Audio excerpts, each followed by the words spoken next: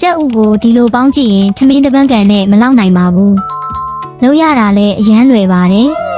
ပကံတစ်လုံးနဲ့ကြက်သွန်မိတ်နည်းနည်းထည့်ပါ